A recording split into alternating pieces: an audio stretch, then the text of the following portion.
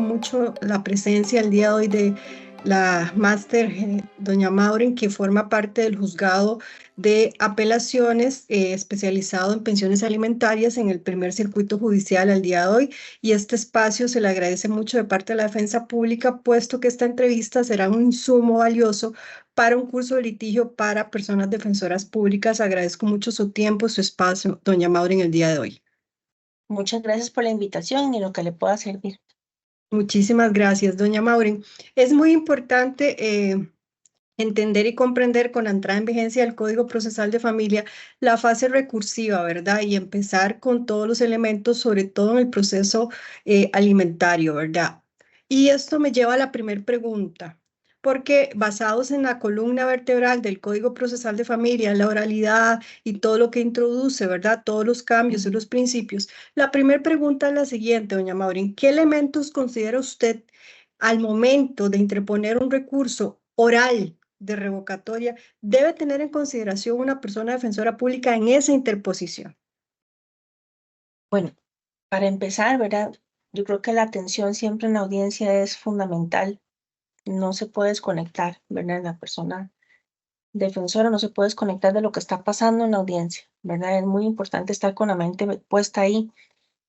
Tomar apuntes es fundamental sobre lo que ha pasado, lo que dice la otra parte, porque también es muy importante poder hacer referencia a lo que ha ocurrido y a lo que la otra parte está haciendo, lo que está haciendo, lo que hizo la autoridad judicial, eso es fundamental. Y la parte de la fundamentación. O sea, eso se logra si la persona ha estado metida en la audiencia, ha estado con la mente concentrada en la audiencia, y obviamente dominando el caso, conociéndolo y particularmente tomando apuntes, ¿verdad? Se lo digo porque al menos yo he vivido la experiencia en los procesos que tienen, que son en este momento, ¿verdad? Que se hacen audiencias orales, específicamente en los procesos de filiación. He topado con situaciones increíbles, ¿verdad? De personas que están trabajando, y hablo de abogados externos, ¿verdad? Están trabajando en la audiencia, están ahí, pero no están, ¿verdad? No están concentrados de lo que está ocurriendo, lo que la parte dijo, lo que el testigo dijo, la pregunta que se rechazó, o sea, pareciera como que la persona no está metida en la audiencia. Y a la hora de formular algún reclamo, ¿verdad?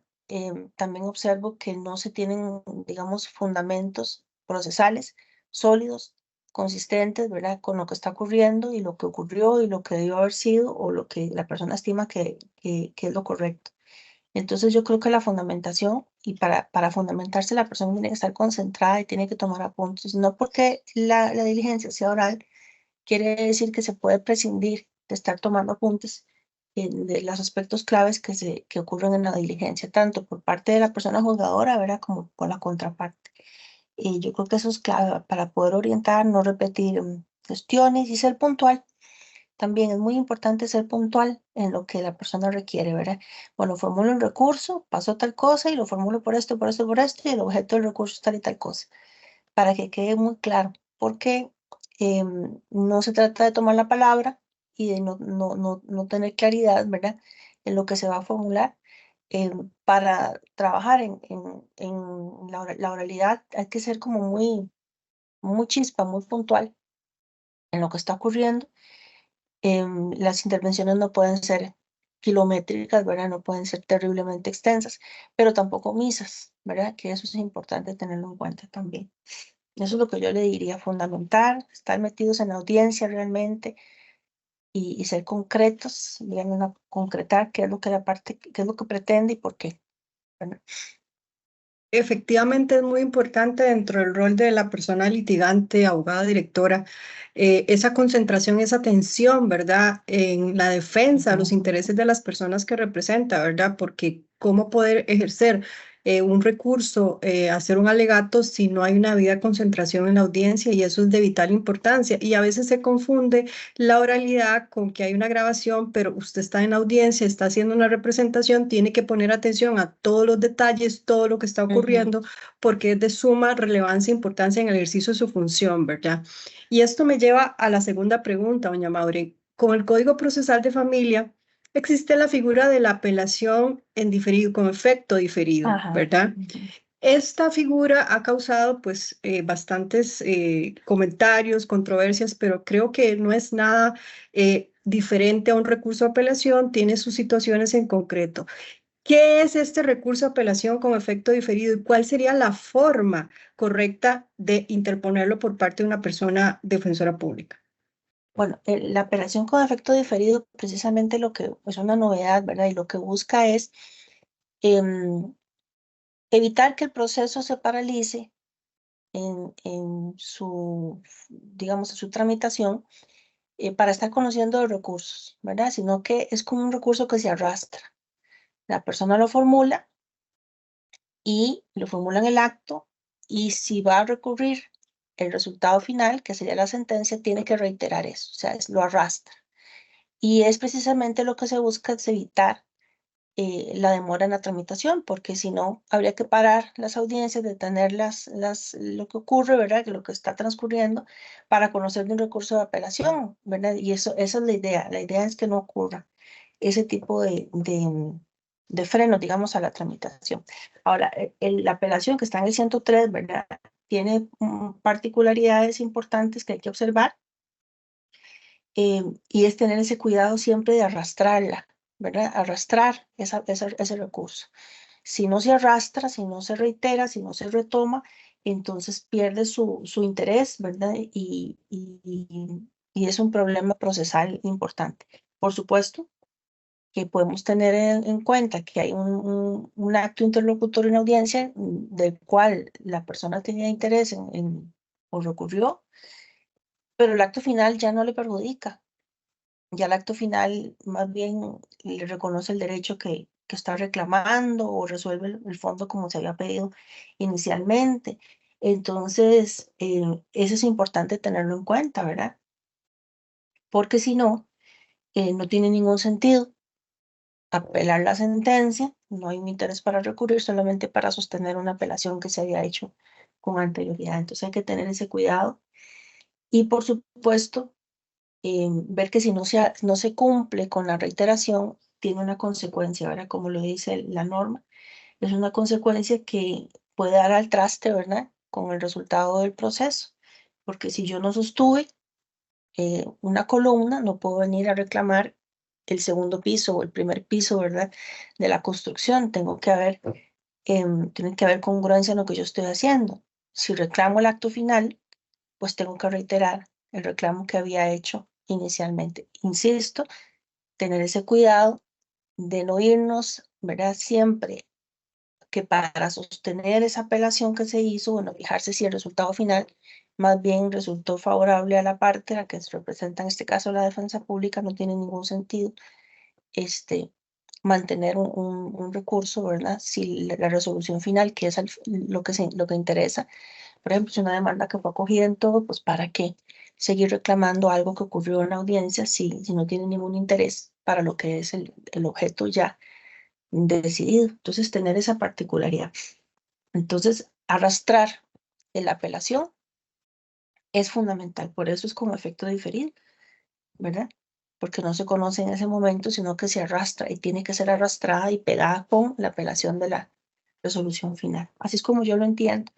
Pero por supuesto, insisto, tener ese cuidado, ahora que si el acto final ya no tiene interés de recurrir, pues entonces mejor de una vez decirlo así con respecto a la apelación que había sido planteada inicialmente. Y por supuesto, siempre tener ese cuidado. La defensa pública normalmente va a actuar de primero, ¿verdad? En las audiencias, porque asesora a la parte actora. Solamente en aquellos casos donde la parte actora resulta ser demandada, por ejemplo, en procesos de discusión, ¿verdad? Y ese tipo de cosas.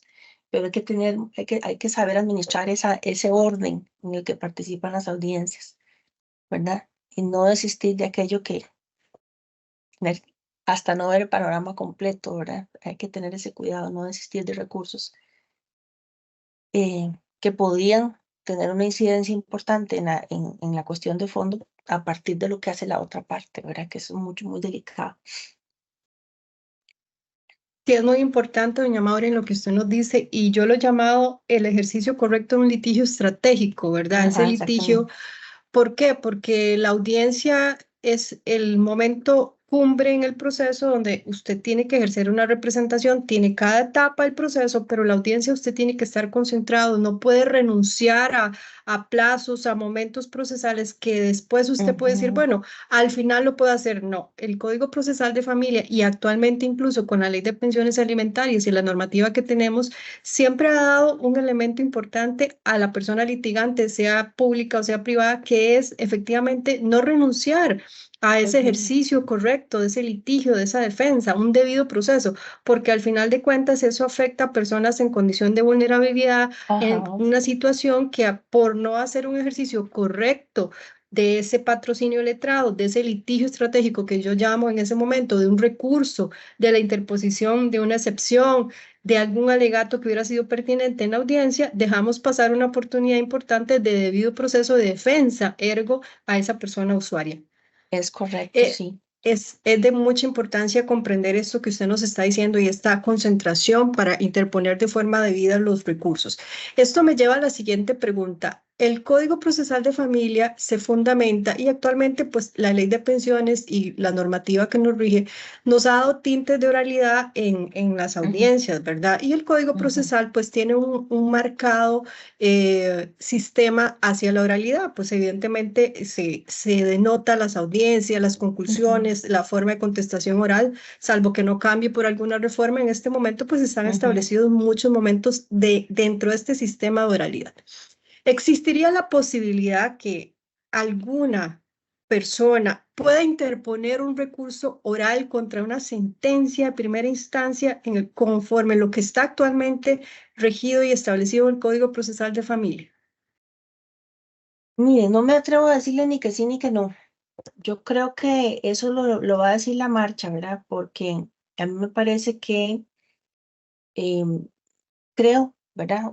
Humildemente se lo digo, yo no creo que muchas personas jugadoras estén preparadas para dictar sentencias de forma tan rápida, ¿verdad? Y si se dictan, no sé si realmente la sentencia cumplirá con todos sus requerimientos. Entonces, apelar un fallo en un momento así, en un minuto, creo que es un poquito peligroso. Me imagino que tal vez con la práctica podrá hacerse o no. Yo sí sugeriría, ¿verdad? Siempre que bueno, la defensa pública tiene muchos casos, está muy ocupada, la persona tiene muchas cosas que atender, demandas nuevas, notificaciones y demás. Pero bueno, una forma de administrar mejor el tiempo, creo yo, es tomar apuntes en la audiencia y siempre insistir en que haya etiquetas en las grabaciones. Insistir en las grabaciones, ¿verdad?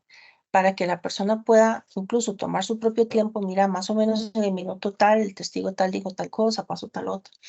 Porque es muy difícil, por ejemplo, uno de los problemas que tiene la oralidad, problema ahora que yo le veo, es el tiempo que se gasta en reproducir la audiencia para encontrar el detalle que uno quiere reclamar, ¿verdad? Que se quiere reclamar. Entonces, eso es complejo.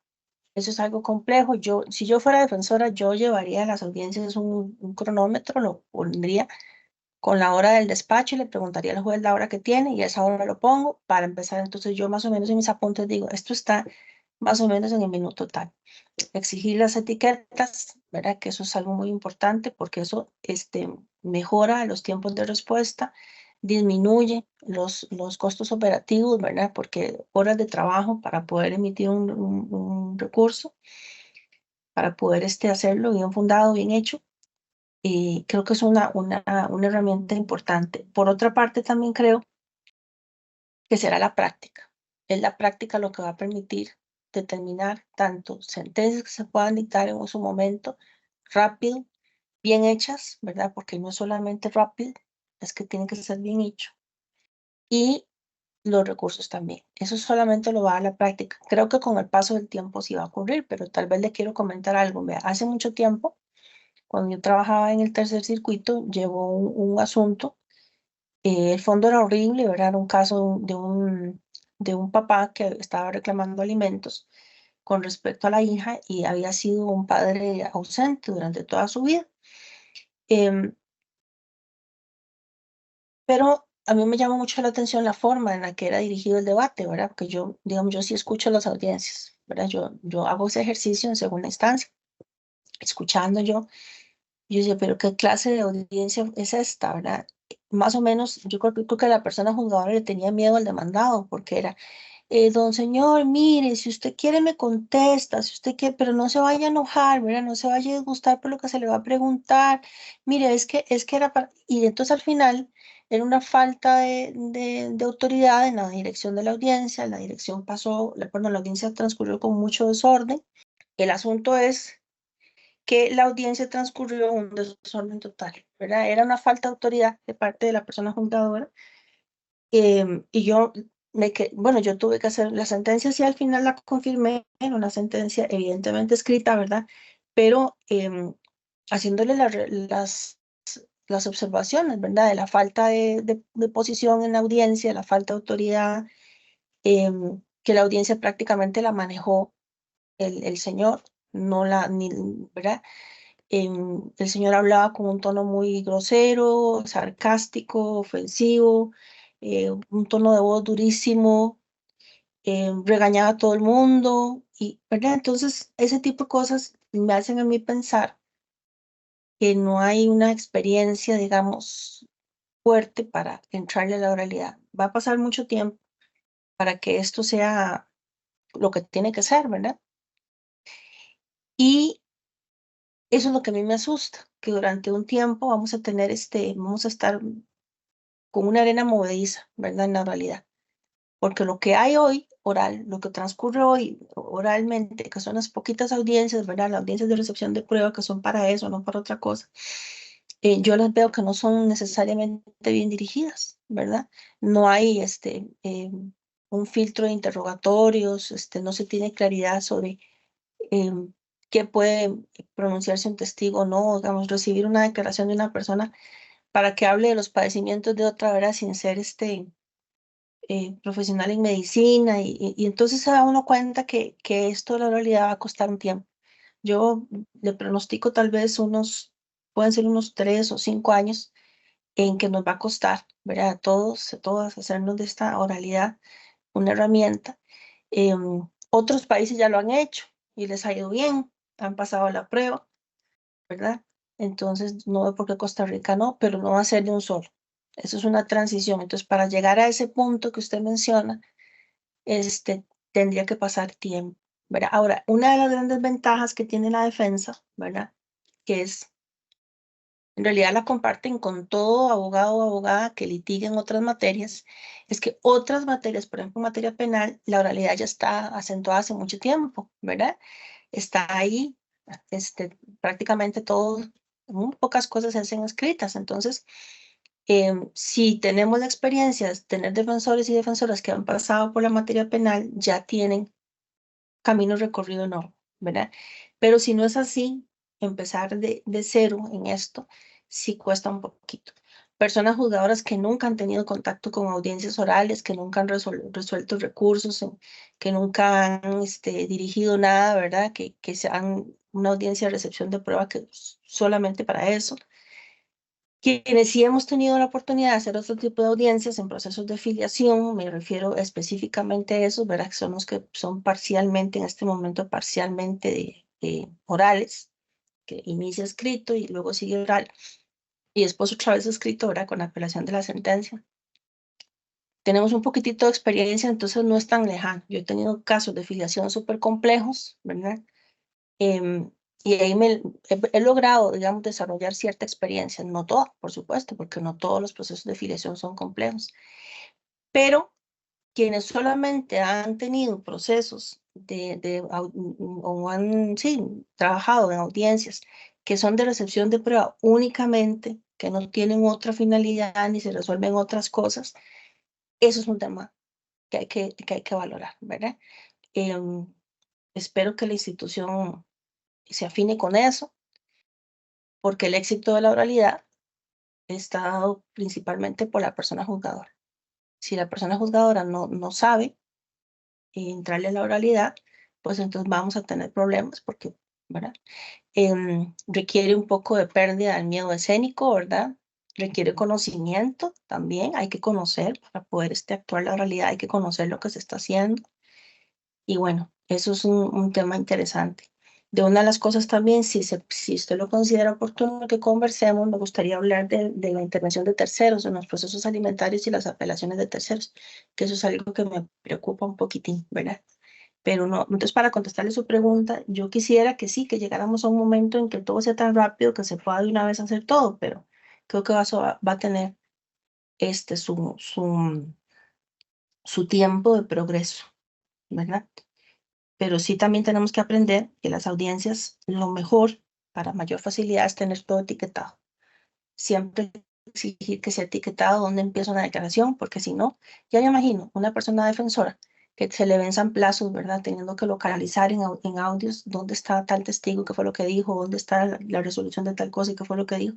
Es muy complejo y se puede perder algo muy valioso, no solamente el plazo, sino la sustancia del recurso que se pueda plantear, ¿verdad? Porque no es del caso es que apelar por apelar, tiene que ser una apelación que realmente mueva, ¿verdad? La parte intelectiva de la segunda instancia y tanto una corrección procesal, ¿verdad? Como de aplicación del derecho de fondo para poder intentar cambiar el criterio que haya sido vertido, ¿verdad? Y que no sea favorable a los intereses de la persona que es defendida por la defensa. Entonces yo espero que mi respuesta le haya quedado, haya sido lo suficientemente clara, ¿verdad? Tengo esperanzas, pero va a tomar tiempo. Claro, y usted toca un tema muy importante, que es los poderes y deberes de la persona juzgadora. Esa facultad de dirección de una audiencia es muy importante porque es entender que se marca el norte de esa dirección de la audiencia, cómo las partes tienen que conducirse, sus deberes en audiencia, porque como usted bien lo dice, la oralidad funciona si hay una persona juzgadora efectivamente que sabe esa técnica, Ujú. porque también pues una cosa es el litigio, ¿verdad? Y otra cosa es la dirección correcta de esa audiencia y de verdad tener esa técnica de oralidad para dirigir de forma correcta, acertada, asertiva y con el lenguaje adecuado una audiencia para que efectivamente sea una audiencia oral, porque si no estamos Ajá, convirtiendo una audiencia en algo que va a ser manejado por un litigante, por una parte, ante un temor, ante alguna situación, ante alguna supuesta represalia, olvidando esa, ese poder de dirección que tiene la persona juzgadora, que es su audiencia, que es su dirección y que tiene que llevar el norte de esa dirigencia. Y ahora esto me lleva, y usted lo tocaba muy acertadamente, que son los terceros intervinientes. La siguiente pregunta es sobre los recursos ya de apelación de sentencia. ¿Quiénes podrían intervenir? ¿Quiénes podrían interponer estos recursos y cuáles son los elementos que usted considera a la hora de interponer estos recursos? Porque yo considero de forma muy clara que no es apelar por apelar, que muchas veces se tiene como esa noción en el aire, ¿verdad? Porque se trata de ejercer esa fase recursiva de forma correcta con un litigio que yo siempre llamo estratégico. Siempre hay que tener en cuenta que efectivamente hay que haber hecho una lectura de su prueba, de su demanda, de la contraprueba, de lo que se recibió y verificar efectivamente la efectividad o no de interponer un recurso de apelación y tener una parte debidamente usuaria informada de las consecuencias del proceso, sea A o sea B, porque no se trata de hacer algo, alguna actuación que más bien sea contraproducente para la persona usuaria, ¿verdad? Entonces, tomando en consideración incluso esa posibilidad interviniente, ¿verdad? Que establece el Código Procesal de Familia, que ha llamado poderosamente la atención y las facultades que puedan tener dentro del proceso, ¿verdad? ujú. ¿Quiénes podrían eventualmente interponer esos recursos de apelación? ¿Cuáles son los elementos esenciales que usted considera a la hora de la interposición de esos recursos? Y hoy, 6 de marzo, ¿verdad? Este año, y sin haber practicado el código, obviamente, pero durante el estudio del código, yo le digo que yo me guiaría mucho por el derecho de fondo que se está administrando acá, que es que la obligación alimentaria es personalísima. Es personalísima, tanto respecto a quién es la persona obligada como quién es la persona beneficiaria. Entonces yo creo que eso es una gran salvada, ¿verdad? Es una un gran plus que tiene la materia de pensiones alimentarias que no va a enfrentar muchos retos como lo tiene familia propiamente, o incluso violencia también. Porque al ser el derecho de carácter personalísimo, es extraño que un tercero se pueda meter. Es muy extraño, ¿verdad? Yo hoy se lo digo así, no sé si con la práctica cambie de criterio, pero yo veo que es difícil, por ejemplo. Un día de estos estábamos viendo un curso que estoy llevando y una de las cosas que preguntaba la persona facilitadora, bueno, entonces ahora el carnicero va a poder apelar la sentencia de pensiones porque ya no le sirve que se le fije a ese señor X suma porque ya no le va a poder comprar en la carnicería. No, o sea, no. De eso no se trata, porque la obligación alimentaria, el derecho de fondo sigue siendo personalísimo. O sea, no porque tenga el código esta variación o esta novedad, ¿verdad? De la intervención de terceros, quiere decir que se puede desnaturalizar el derecho de fondo. Y otra cosa, el principio de privacidad, ¿verdad? Que sigue siendo de carácter privado. Los procesos alimentarios por sí mismos tienen mucha información de carácter muy, muy privada, que va desde discapacidades, enfermedades, situación financiera, este, problemas médicos, tratamientos que se requieren. O sea, son muchísimos datos sensibles que se manejan en un expediente, como para que pensemos que un tercero pueda entrar así como, ¿verdad? Como por su casa, como dicen Pedro, por su casa.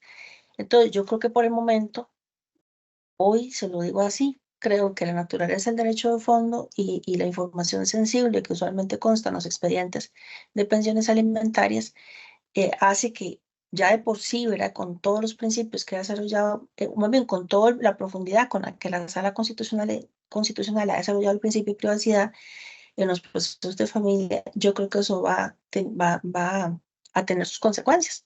Porque si bien es cierto, la privacidad y la confidencialidad están en el código, ¿verdad? Contemplados, ya lo teníamos desde antes, desde la jurisprudencia constitucional. Recuerdo el caso, me acuerdo que era un caso bueno, de los que recuerdo, ¿verdad? De un atraso que había en un expediente de pensión alimentaria que llegó a conocimiento de una comisión legislativa y la comisión legislativa mandó a pedir el expediente judicial para verlo e inmediatamente fue interpuesto un recurso de amparo por la parte y se frenó. Y la Sala Constitucional dijo que efectivamente no se podía porque es información muy privada. Y a partir de ahí han sido varios, ¿verdad? A mí, por ejemplo, me plantearon un amparo, igual un tercero que querían entrar en un proceso de familia, rechazado, ¿verdad? Otro también que quería, em, otro que era familiar y que quería entrar al proceso, también cortado. Entonces son temas muy interesantes. Y vean, por ejemplo, en pensiones tenemos esa suerte, ¿verdad? Que el derecho de fondo es personalísimo desde todo punto de vista, aparte de toda la parte demandada. Otro tema será lo que enfrente familia, ¿verdad? Porque familia no necesariamente, sí, por ejemplo, la acción de divorcio es personal, la, la acción de nulidad de matrimonio no, ¿verdad? Porque, por ejemplo, vemos que la tiene la Procuraduría, ¿verdad? La posibilidad de plantear una nulidad de matrimonio. Pero sí hay ciertos temas que siguen siendo muy privados, ¿verdad? Imagínese usted una nulidad de matrimonio por impotencia, por ejemplo. O sea, es privadísimo, ¿verdad? Y una de las cosas que el código no soluciona, ¿verdad? Es que nada hacemos con que el proceso sea privado si la sentencia no lo es también. Entonces, la sentencia que se inscribe en los registros públicos, esa sentencia tiene que ser lacónica. No puede ser una sentencia con copia literal, porque entonces deja de tener privacidad. ¿Para qué vamos a ocultar? ¿Para qué vamos a dejar que terceros no entren al proceso y vean que una persona tiene una impotencia para consumar un acto sexual en una relación matrimonial? ¿Para qué vamos a ocultar eso? ¿Para qué vamos a negar la entrada a terceros de eso si al final la sentencia se como un todo se inscribe literal en el registro? Entonces vea lo que pasa. Compañera, resulta que llega una persona a comprar una casa y ve que la persona dueña es fulano de tal y de dónde nace el derecho. Mira, lo adquirió siendo divorciado, perdón, busca los antecedentes. Mira, se está dando cuenta que le está comprando la casa a una persona que era impotente, que es impotente. Claro. ¿Verdad? Se dan cuenta las personas registradoras, queda la publicidad registral, queda ahí la historia. Eso no debe ser. Entonces, no hacemos nada con que la privacidad esté contemplada en el proceso en sí, si la sentencia que sale del proceso no es lacónica. Esa parte dispositiva de la sentencia es lo que debería inscribirse, nada más. Esa parte es lo que debería inscribirse en el registro público. Ya en el registro civil sabemos que sí, hacemos inscripciones electrónicas, entonces no se manda el documento en sí, pero la parte del registro público todavía tenemos problemas. O cuando ordenamos testimonios de piezas para comportamientos de abogados y abogadas o cuestiones de migración que tienen impacto migratorio, bueno, es necesario que el testimonio sea lacónico, con un extracto necesario de la sentencia que no quede expuesta a la parte, porque si no es horrible. En pensiones es diferente, porque en pensiones no tenemos que inscribir la sentencia, ¿verdad? Entonces no ponemos en riesgo o digamos, no desvirtuamos la privacidad y la confidencialidad que establece el código, que repito, viene desde la jurisprudencia constitucional. Entonces, por ahí yo creo que vamos a ver, hoy se lo digo así, ¿verdad? Creo que es eso, el fondo del derecho, el derecho fondo que se administra, sobre el que se administra justicia, y, y la confidencialidad, ¿verdad? Propia, desde ya, de los procesos, por la naturaleza de la información, usualmente sensible, ¿verdad? Que se debate, pues yo creo que vamos a tener éxito, aunque no vamos a tener mayor inconveniente en eso. No sé si la práctica nos llevará a otra cosa. Tal vez sí hay un tema que creo que sí es importante y es que recordemos que hay cinco formas, al menos ahora, ¿verdad? Hay cinco formas para ejecutar la obligación alimentaria. El allanamiento, el apremio, el impedimento de pensión de salida del país, perdón, el embargo, la retención y hay un sexto, ¿verdad? Que es la responsabilidad civil respecto del patrono, ¿verdad? Quien ejerza la condición de patrono de la persona obligada. ¿Por qué? Porque si no aplica una retención, entonces queda civilmente obligado, ¿verdad?, a pagar. Entonces, ese es un tercero que hoy en día, cuando se ordena algo, si se le ordena pagar, así, ese es un tercero que sí podría meterse, pero habría que tener cuidado a qué se mete, ¿verdad? Y qué se va a enterar, porque también entonces podríamos estar hablando de un patrono que se entere de mucha información de su empleado, ¿verdad? Y eso pueda ser violatorio de la confidencialidad y de la privacidad. Con lo que hay hoy en día, con todas las cosas nuevas que trae el Código Procesal, ¿verdad? Otro tipo de cosas, habría que ver entonces en qué términos. Yo soy, ¿cómo decir?, resistente, ¿verdad? Abrir el proceso así a lo que sea y a quien sea. Soy resistente porque no, digo que ese no es el sentido del código, ¿verdad? Pero todavía un proceso de pensión es muy delicado que una persona tenga acceso a la información de la planilla de una persona, las deudas que tiene, cuánto recibe, información sobre enfermedades, o sea, estamos hablando de que esa información, de acuerdo a la ley de protección de datos, no debería circular. Entonces no podemos tener, Exactamente. no puede el código procesal establecer la intervención de terceros y que esa intervención de terceros llegue a ser violatoria de una ley que protege los datos personales.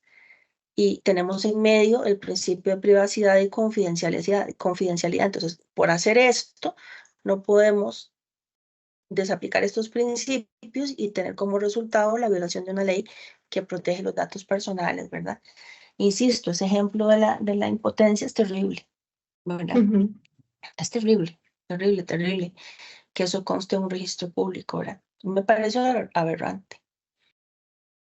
Claro, hay situaciones que se tratan de hacer reformas, pero hay principios que muchas veces que son columna vertebral de los procesos que ya vienen de resoluciones de la Sala Constitucional, de Ujú. normativa internacional, de leyes especiales que brindan una protección, como usted bien lo dice, en el tema de la privacidad, la confidencialidad, un proceso alimentario donde hay personas vulnerables, personas menores de edad, adultos mayores con alguna situación, el caso que usted nos expone efectivamente de un caso de impotencia. Estamos hablando de situaciones muy personales que afectan la imagen, la dignidad, esos valores de esa persona y que pueden circular innecesariamente y no deberían ser circuladas de Así, la forma que se circulan actualmente por una cuestión de publicidad registral. Se está afectando a una persona en un proceso judicial por esa omisión de entender lo que es un principio constitucional que tiene resguardo en mucha normativa.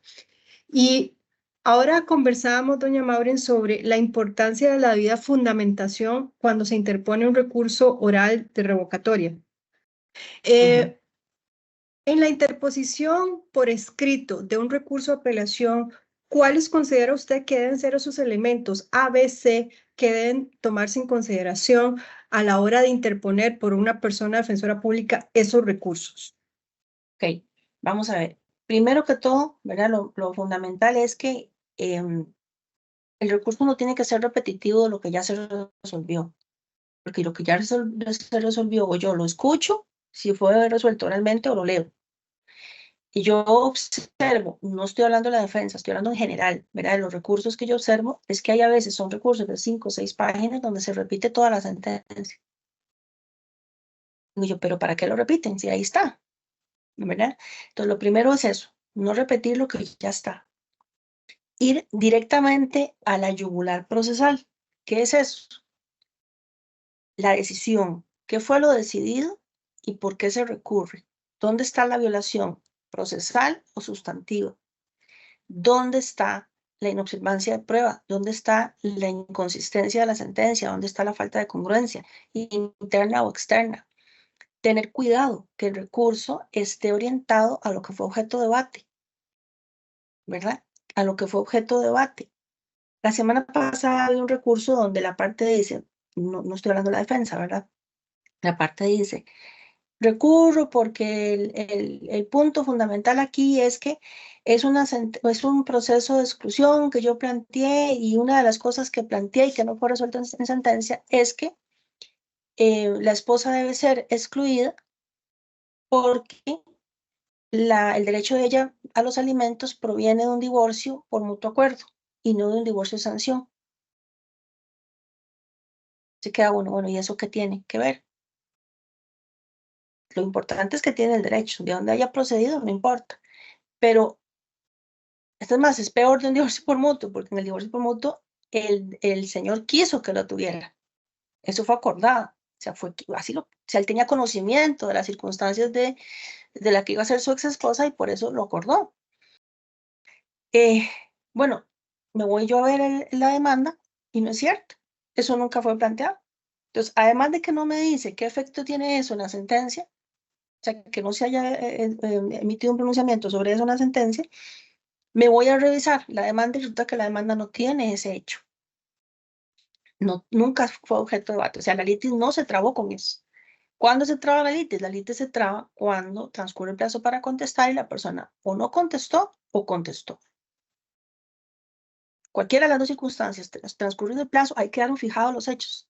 Entonces, la persona viene apelando por algo que nunca fue objeto de debate, nunca estuvo en la litis. ¿Verdad? Entonces, tener ese cuidado de no perder la oportunidad y concentrarse en una apelación en una cosa que no es cierta, que no fue, o sea, ¿cómo va a atacar una persona falta de congruencia o la incongruencia de una sentencia si sobre un punto que nunca fue objeto de la litis? Entonces, tener ese cuidado, esa precaución, que fue lo planteado, este, y sobre qué versó el pronunciamiento de la autoridad judicial. Y, por supuesto, que me parece muy importante es qué peso tiene lo omitido, ¿verdad? O los razonamientos que tiene un fallo y que vinieron a dar al traste con la pretensión.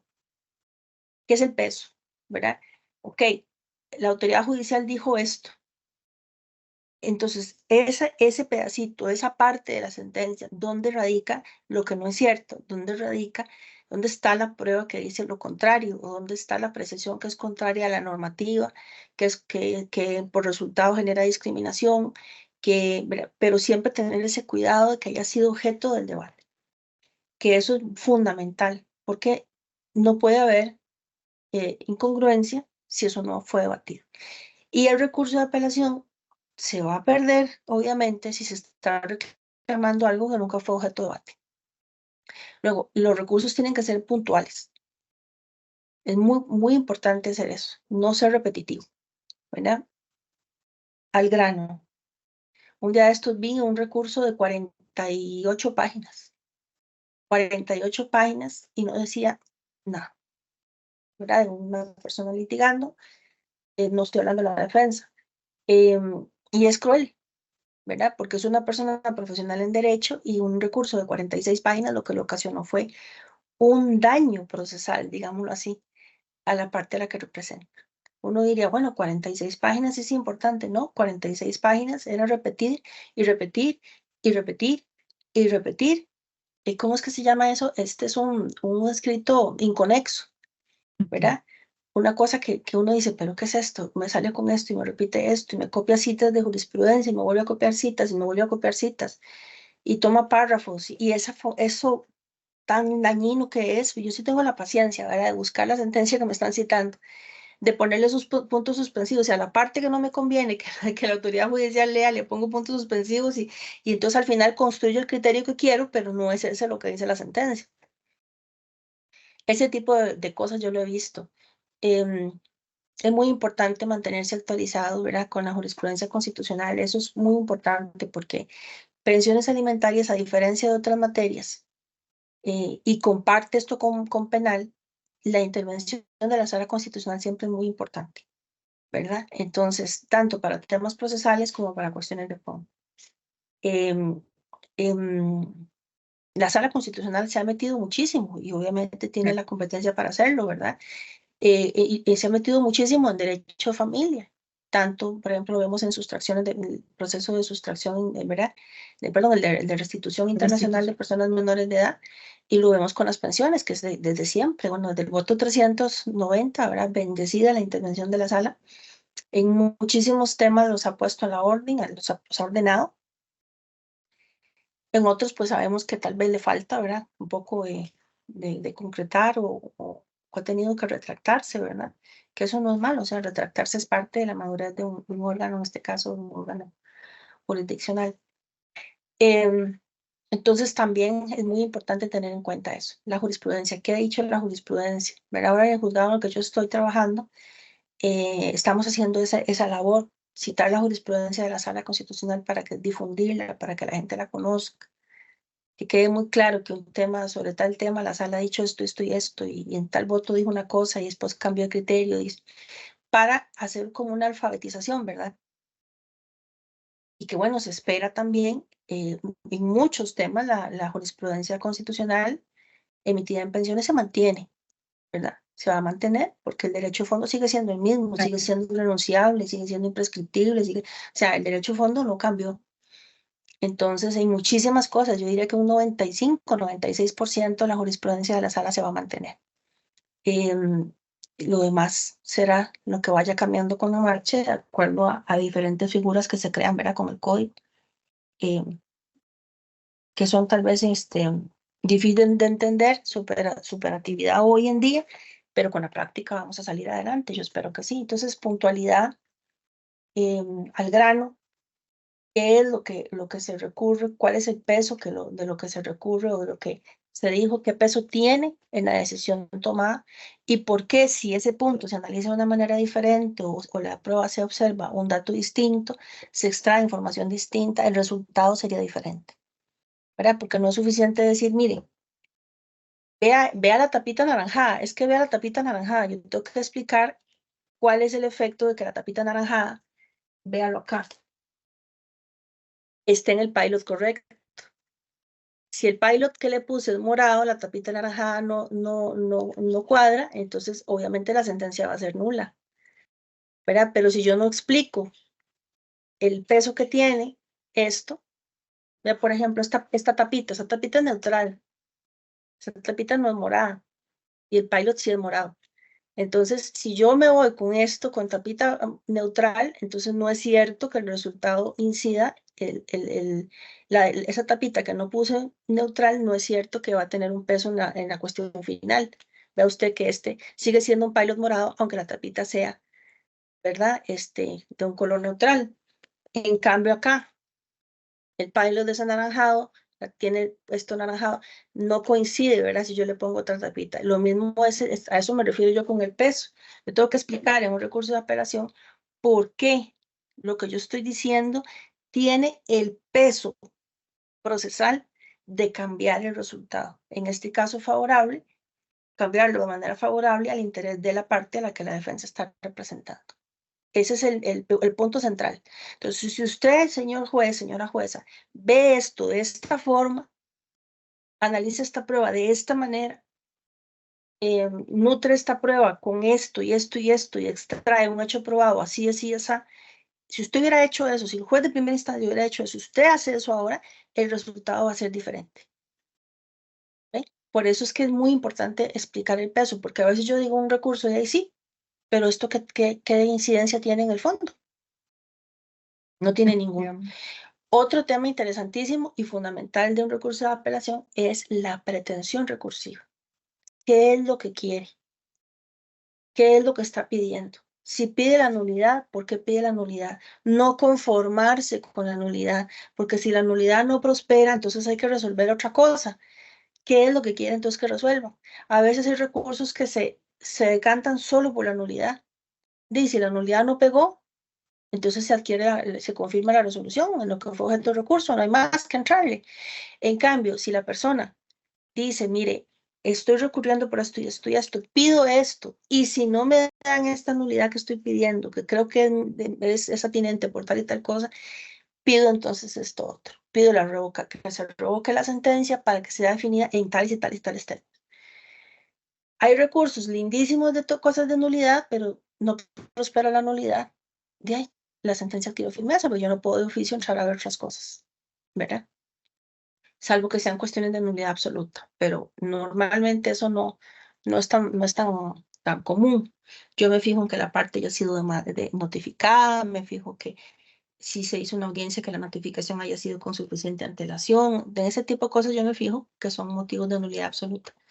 Pero las nulidades tienen que ser evidenciadas, pero siempre con esa consideración, bueno, ¿qué pasa si no me la dan? O sea, ponerle todas las velitas encendidas a una nulidad y no ocuparse de la revocatoria, que la sentencia sea revocada, para que la revocatoria de la sentencia, que sea revocada por la segunda instancia en tales y tales términos, es un sinsentido. No se pueden poner, como decía mi abuelita, todos los huevos en una canasta, ¿verdad? Que si se cae la canasta se quebrarán los huevos. Entonces, ese es lo que yo les diría, y la pretensión recursiva tiene que ser muy clara. Hay pretensiones recursivas que no tienen ningún tipo de contenido y que causan indefensión en la contraparte y que prácticamente lo que buscan es que la segunda instancia construya la pretensión y eso no puede ser.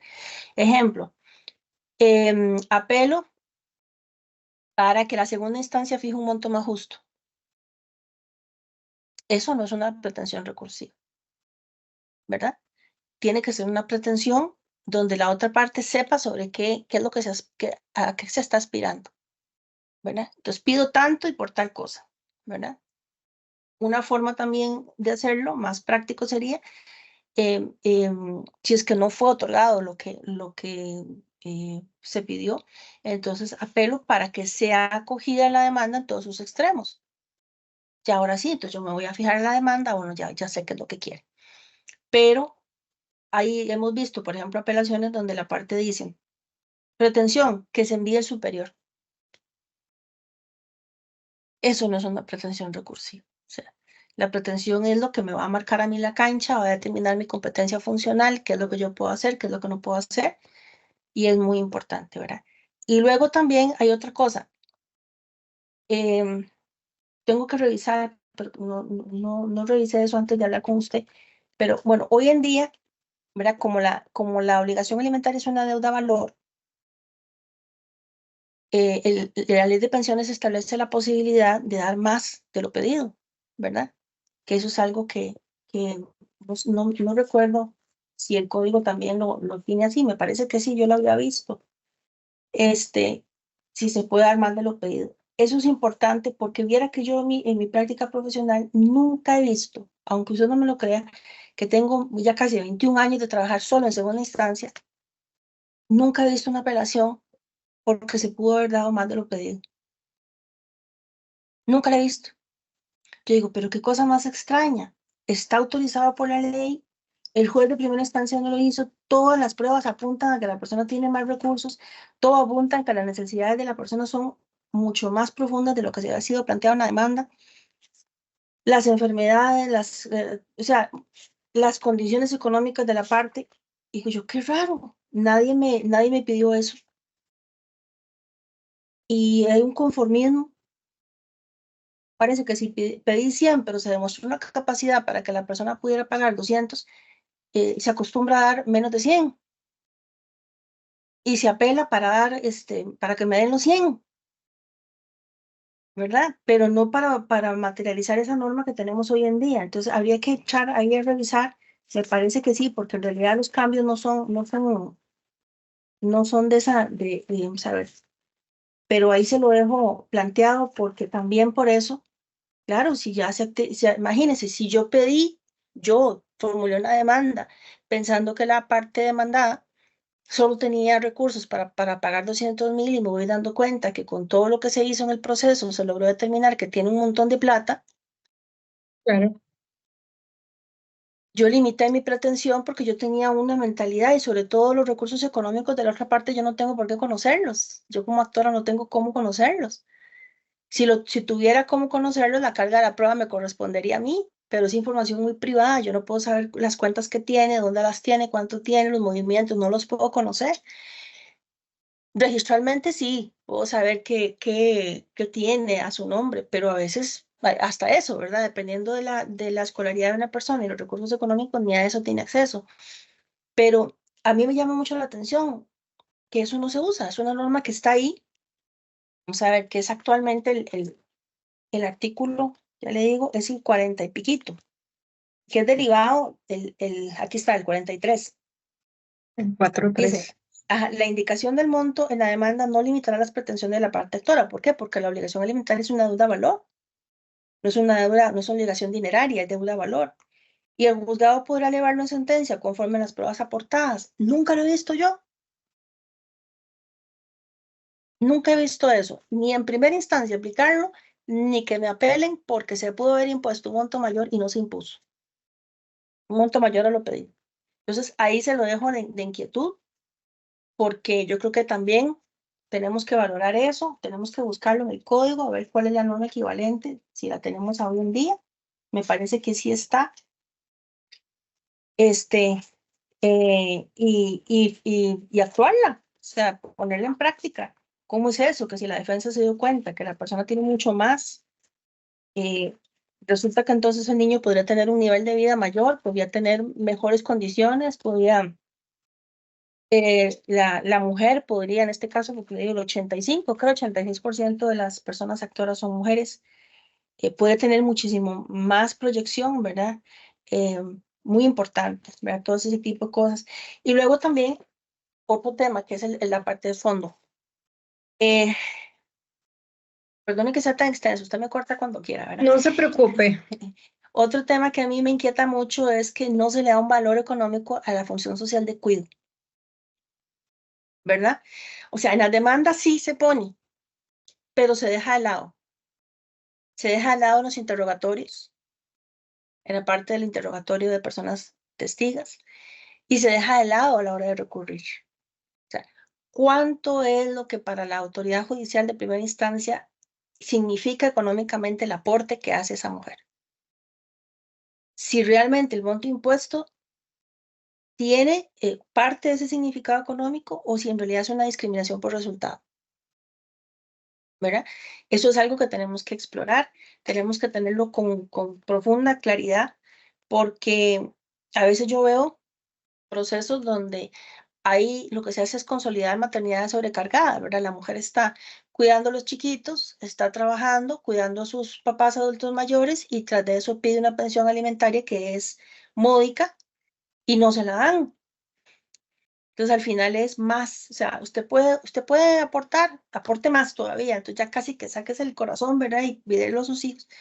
Y eso es un tema delicado que hay que ver. Cómo la defensa pública en este caso le va a dar significado en sus recursos a la función social de cuidado, que aplica para todo persona dependiente, ¿verdad? Persona enferma, persona con discapacidad, personas adultas mayores, personas, sí, cualquier tipo de discapacidad que implique, que de alguna manera merme la autonomía, ¿verdad? De la persona con discapacidad y que requiera la función social de cuidado.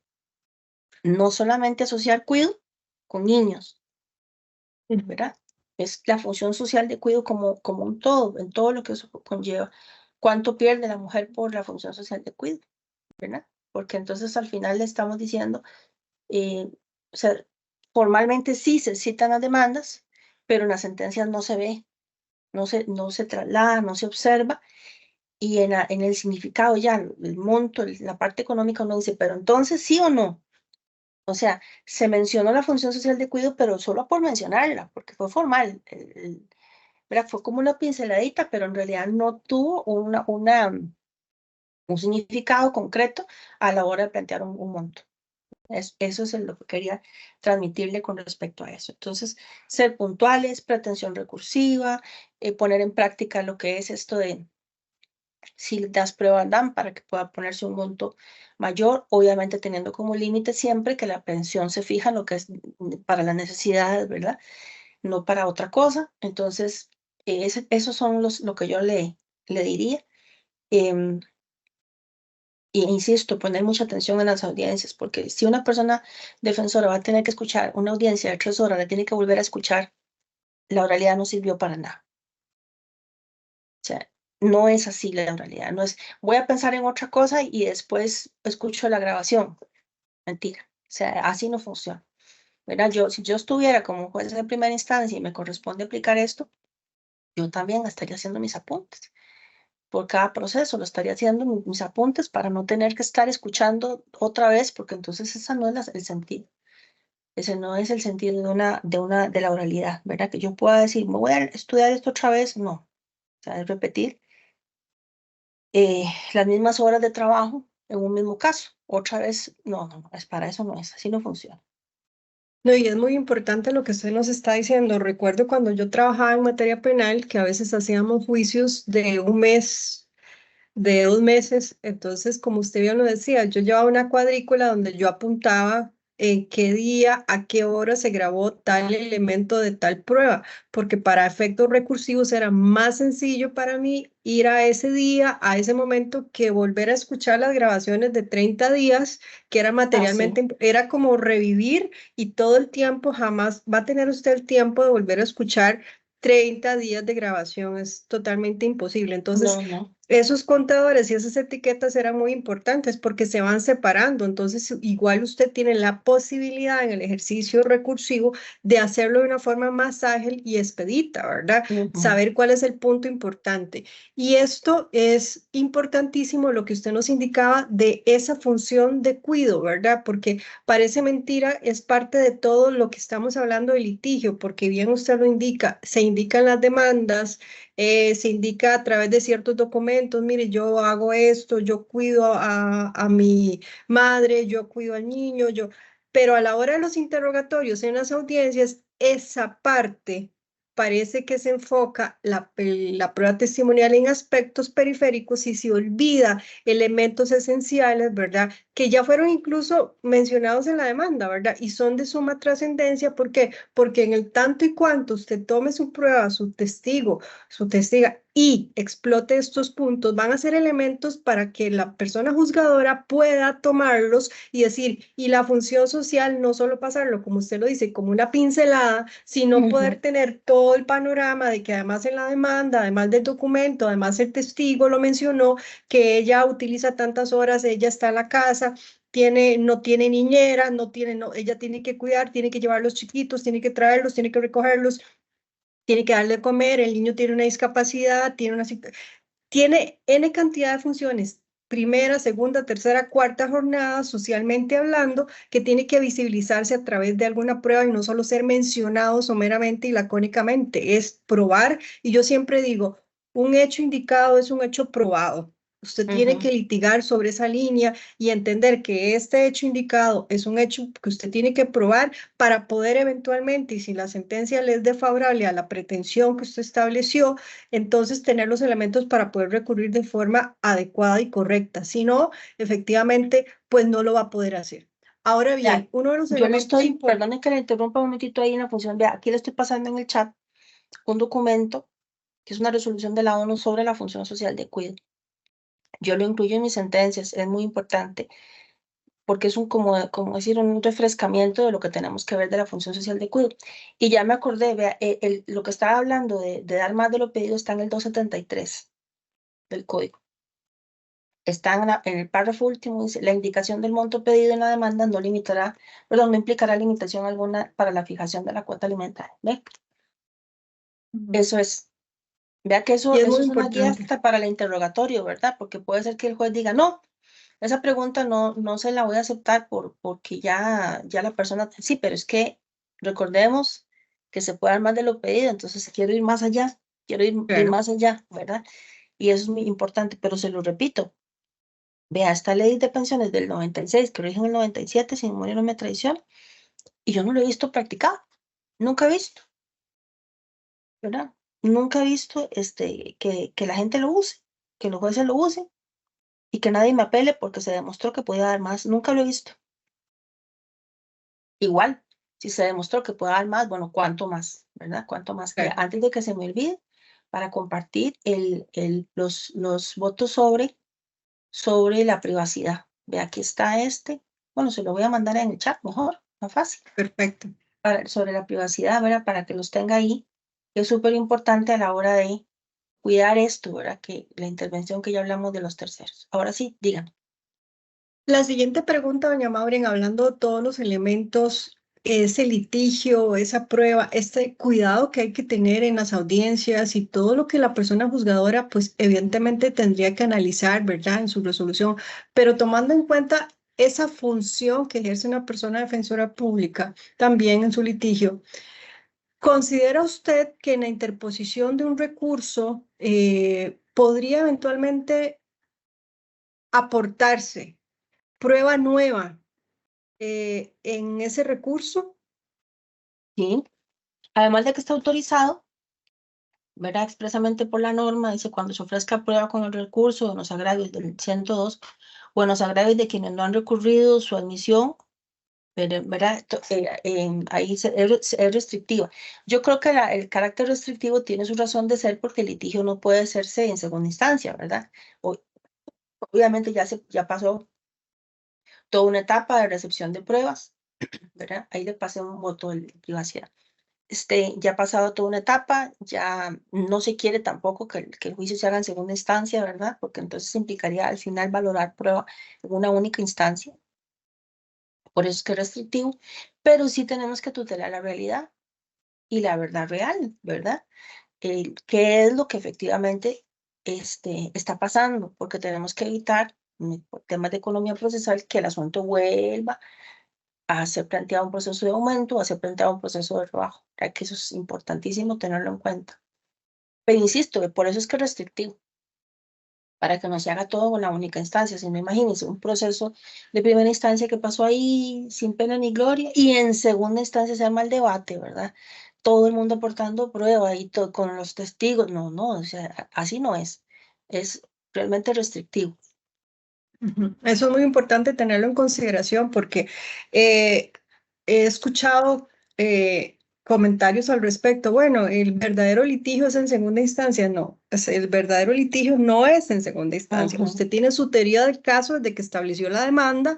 A partir de ujú, ahí hay una teoría del caso. La contraparte hace su teoría del caso para llevar esa defensa y continuamos con la audiencia y ahí está el ujú, litigio entre las ujú. partes que pueden ejercer un debido proceso con el derecho de defensa, tener la prueba, visibilizar la prueba, hacer sus ofrecimientos y la excepción a la regla es aquel ofrecimiento, efectivamente, como usted lo dice, cuando haya que ofrecer algo porque es algo efectivamente que sea necesario, no fue conocido, pero de forma excepcional. No indicar que el litigio empieza en segunda instancia porque segunda No. instancia es una parte de ese debido proceso, ese derecho a esa segunda instancia, pero para efectos de conocer esos recursos, no para efectos de litigar. Ese es un error, una concepción que hay muchas veces. Voy a guardar esta prueba para ofrecerla en el recurso. No.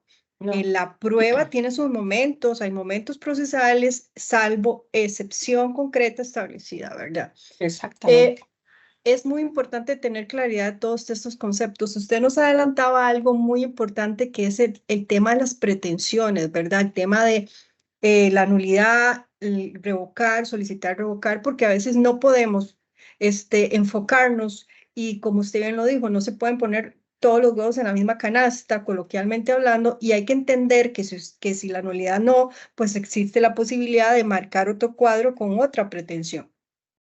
Y esto me lleva a la pregunta siguiente. ¿Qué es la relevancia? Porque también a veces se le resta importancia a esto, de la correcta expresión de agravios en un recurso de apelación. ¿Por qué? Porque a veces la expresión de agravios es no estoy de acuerdo, no me pareció, considero que esto no es, y es una línea como yo llamo como cintillos de encabezado, ¿verdad? El agravio, y se olvida la trascendencia de un agravio, una expresión de agravios, que parece que eso se tiene mucha claridad en un recurso de casación a veces, ¿verdad? Pero se olvida en el recurso de apelación. ¿Cuál es la trascendencia de esta exposición de agravios y esas pretensiones recursivas, como usted bien lo indicaba? Esa es la columna vertebral, ¿verdad? Junto con la pretensión recursiva, la columna vertebral. Si yo no digo el por qué, ¿verdad? O sea, yo puedo sacar cualquier cantidad de banderas rojas, pero tengo que decir por qué son rojas. Tengo que decirlo, aunque sea evidente y notorio, el color lo tengo que definir. Tengo que explicar por qué es una bandera y por qué es roja. Así, ¿verdad? Usando una metáfora. Si no hay una expresión correcta de agravios, o sea, me opongo a tal y tal cosa, sí, pero ¿por qué? Impugno el hecho probado tal, pero ¿por qué? Es que no es conforme al mérito de los autos, pero ¿qué? O sea, ¿qué es lo que yo tengo que ir a revisar a ver dónde está? ¿Qué es, verdad? Yo creo que este, el correcto dominio, digamos, del proceso, lo que le permite a la persona amarrar muy bien el recurso. Una demanda bien planteada, ¿verdad? Un recurso de apelación no arregla una demanda mal hecha. No hay forma. Ya la demanda está planteada, ya no hay más que nada que hacer. Entonces hay que tener mucho cuidado, ¿verdad? En eso también. Y el recurso tiene que decir específicamente, yo me pongo a tal hecho, me pongo, porque más bien con la prueba tal y con la prueba tal quedó demostrado esto otro. Y esto otro tiene tal peso en la resolución. Y en consecuencia da mérito para revocar lo resuelto y resolver de la siguiente forma. Eso es como una receta de cocina, ¿verdad? Paso por paso. No podemos dar por supuesto que yo, si estoy haciendo un queque, sé cuáles son los ingredientes. Porque el recurso es donde yo me muevo, es lo que yo tengo. No hay más, no tengo no tengo para dónde irme, ¿verdad? Por eso es tan importante hacerlo bien hecho desde el principio. Si no se hace bien hecho desde el principio, entonces vamos a tener problemas en la segunda instancia, porque yo voy a decir, sí, ok, me impugna este hecho, pero no me dice por qué. Y es que yo de oficio no puedo entrar a ver nada, ¿verdad? Hace mucho tiempo, bueno, la materia laboral, que somos primos hermanos, ¿verdad? Hijos de hermanas gemelas, este, la materia laboral tiene normitas muy parecidas a las que actualmente tenemos nosotros, en el sentido que las apelaciones tienen que ser planteadas de forma fundada y el recurso revocatorio también tiene que ser fundado de acuerdo al Código Procesal Civil. Así es como funcionamos nosotros. Entonces, estas normas que son muy parecidas a las que ha tenido laboral, han sido cuestionadas ante la Sala Constitucional. Son muchas. Y básicamente, lo que la Sala dice es que eh, el hecho de que un recurso se le exija ser fundado, ¿verdad? Es una disposición propia de la técnica legislativa. O sea, es una decisión legislativa lo que se quiso hacer en ese momento, ¿verdad?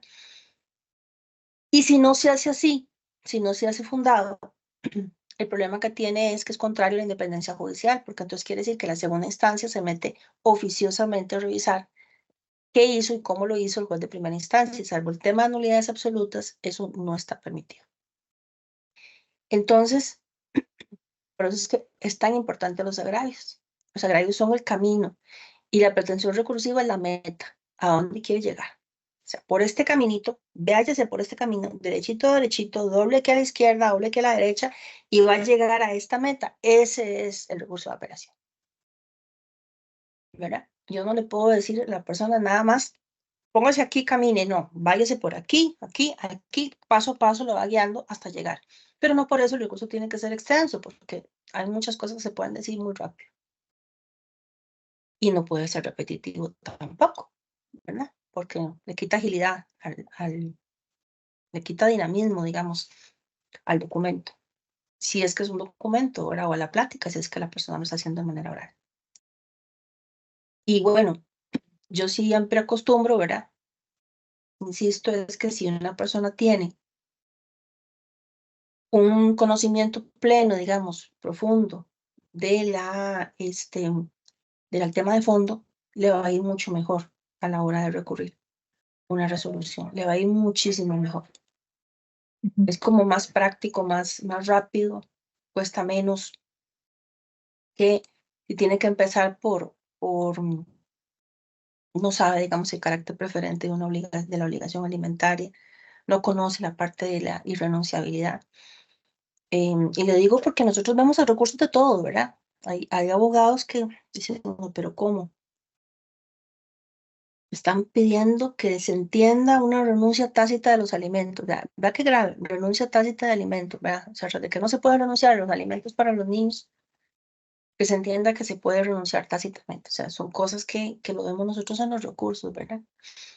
Em, y bueno, me preocupa mucho también la enseñanza del derecho, pero eso es otro tema. Sí. Efectivamente, esto que hemos hablado, este litigio, esta teoría del caso, esta concentración en la audiencia, este manejo de la estructuración de un recurso, la forma de vida de hacer las pretensiones, expresar agravios, es parte de todo este litigio estratégico que debe tener toda persona abogada directora, ¿verdad? Desde ahora y cuando ingrese el Código Procesal en vigencia en octubre, ¿verdad? Es parte de todo este litigio. ¿Por qué? Porque al final de cuentas, no se debe olvidar la representación que se hace, insisto, de personas en condición de vulnerabilidad, que usted afecta los intereses de esa parte que usted representa. No es solo estar en una audiencia, ejercer un cargo, ejercer un puesto, sino entender que ese ejercicio de forma incorrecta va a afectar los intereses de esa persona usuaria que se representa. Un último punto, doña Maureen, y es sobre la apelación por inadmisión. ¿Existe algún Ajá. cambio que el Código Procesal de Familia haga con respecto a la apelación por inadmisión? Sí, claro, fundamental, ¿verdad? La apelación por inadmisión hoy en día es un recurso que se presenta directamente a la segunda instancia. La apelación por inadmisión, entonces, no ha sido, digámoslo así, un recurso tan efectivo porque la gente no lo sabe. Yo sé que está ahí en el código, perdón.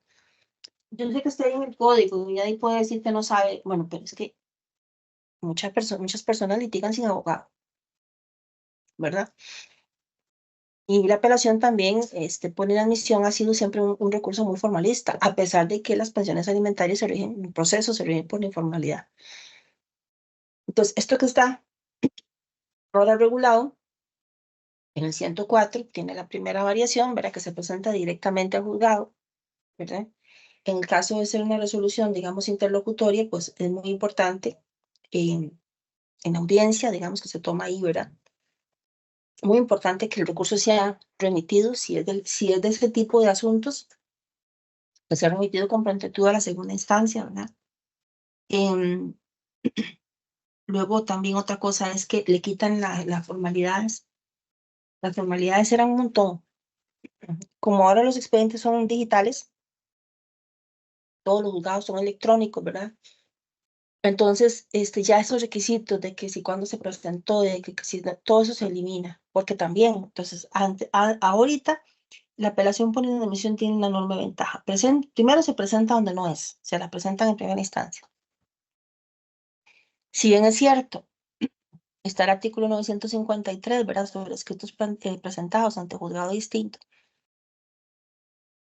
El juzgado que recibe eso debería deshacerse rápido de ese escrito y mandarlo al superior. Es una papa caliente, ¿verdad? Es un escrito que no debería estar ahí. En la práctica no ocurre. Entonces la persona se quedó sin poder apelar por inadmisión. Entonces la presentación actualmente es un problema. Y el segundo es el contenido.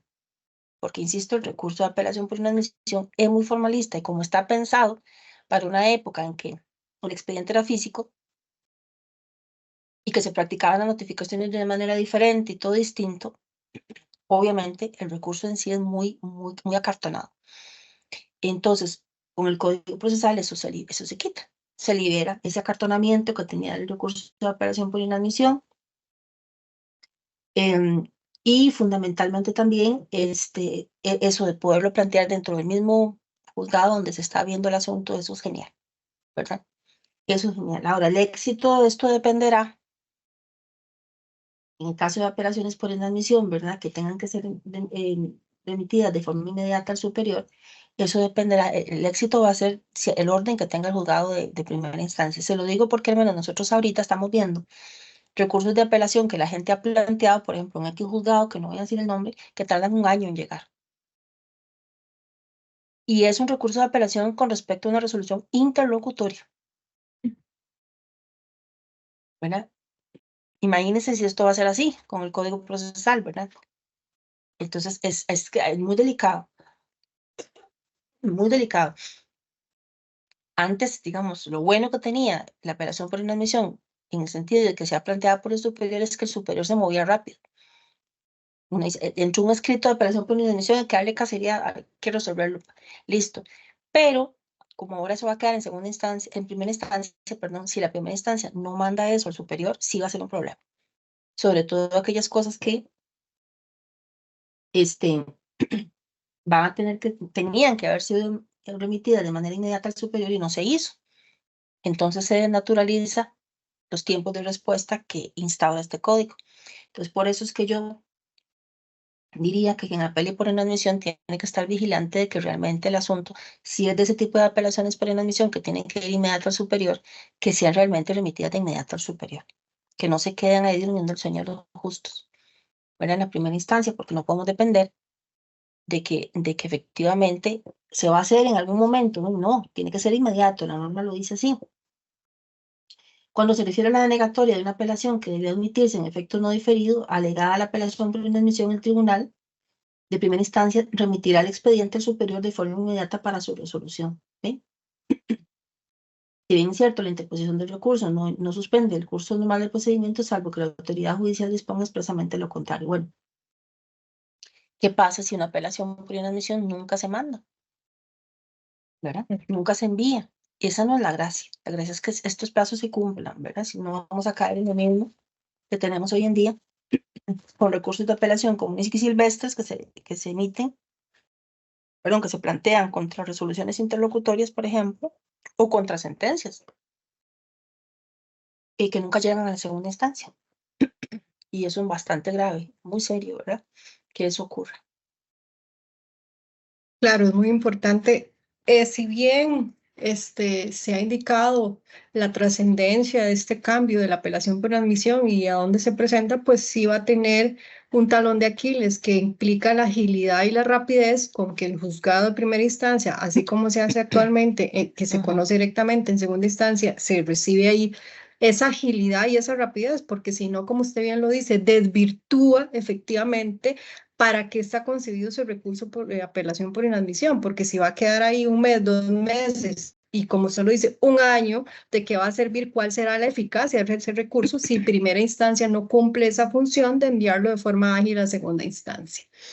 Exactamente. Esos elementos son muy importantes a tomar en consideración y todo esto son reflexiones que cuando entre en vigencia el Código Procesal de Familia, pues ahí tendremos las respuestas efectivas.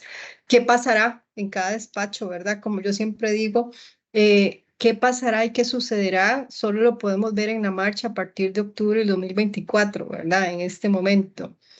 Doña Maureen, Exacto. yo le agradezco mucho el espacio, el tiempo de esta entrevista porque es un insumo de valiosa importancia para el curso de litigio, para defensores públicos.